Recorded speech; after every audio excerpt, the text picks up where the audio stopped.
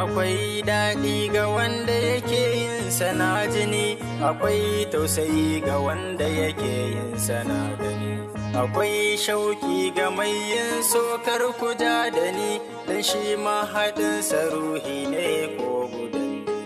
mai yin so kira shi sarki kana da kwarjini, amma ni a guna ya wuce sarki da rawani, shi bai bar mutum ba bai bar aljan ba kun gani, bai bar dabba ba ko tsirrai ko da madani, mai yin so ya kan yi yaƙi zuga da sansani, mai tsara ya yi suka kai har ma zubar jini, kuma shi barwansa da zaki ko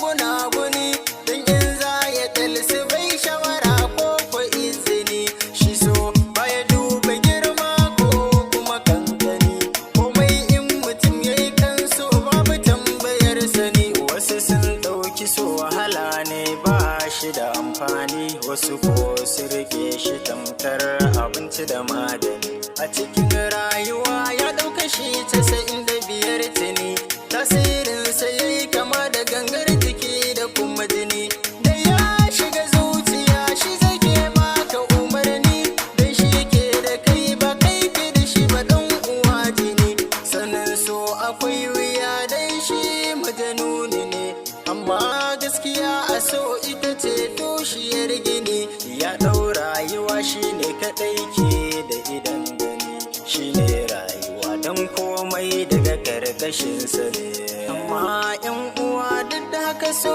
alkhairi ne, ‘yan uwa so alkhairi